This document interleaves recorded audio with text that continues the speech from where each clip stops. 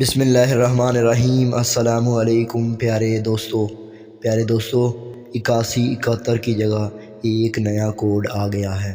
نااہل افراد کے لیے سب سے بڑی امداد 13,000 کے لیے ایک نیا ویب پورٹل بھی لانچ کیا گیا ہے۔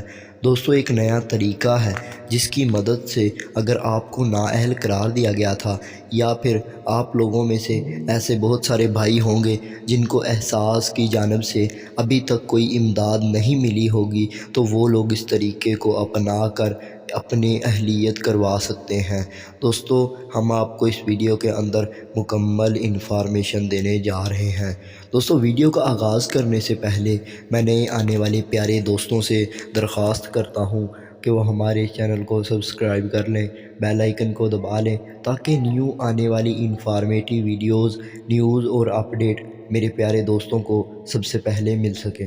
پیارے دوستو یہ ہمارا ہی نہیں آپ کا بھی چینل ہے، تو اسے سپورٹ لازمی کیا کریں۔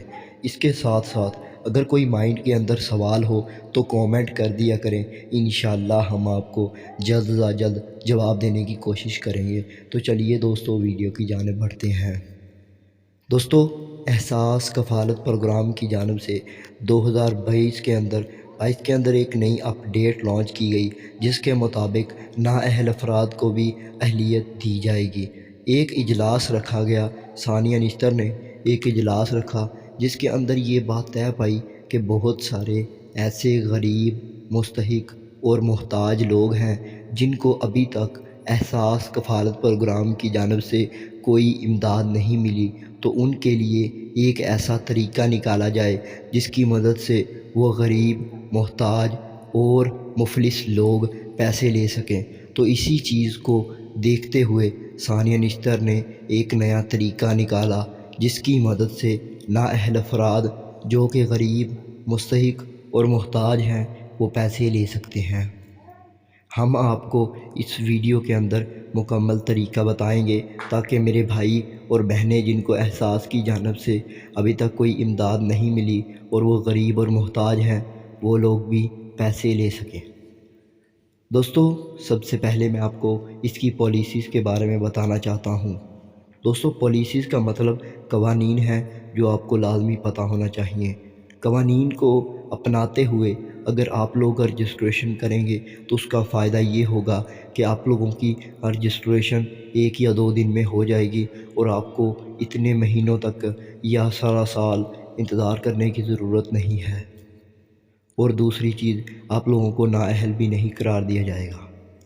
سب سے پہلی چیز، آپ لوگوں نے احساس کے پورٹل کے اوپر بار بار رجسٹریشن نہیں کرنی، اور دوسری چیز آپ لوگوں نے احساس کے دفتر جا کر بار بار اپنے آپ کو غریب تسلیم نہیں کرنا۔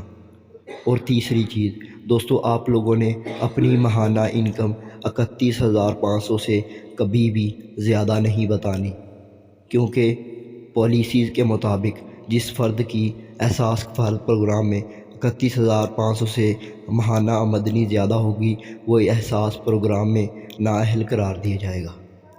دوستو آپ لوگ احساس کفالت پروگرام میں رجسٹریشن کے لیے اپنا کمپیوٹرائز شناختی کارڈ لے کر احساس کے دفتر بھی جا سکتے ہیں، یا پھر گھر بیٹھ کر احساس کے ویب پورٹل سے رجسٹریشن بھی کروا سکتے ہیں۔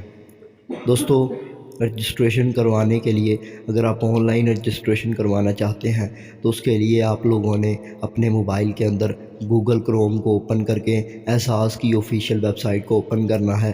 وہاں پر آپ لوگوں کو باقاعدہ سے فارم مل جائے گا، اسے پر کریں اور رجسٹریشن کر لیں۔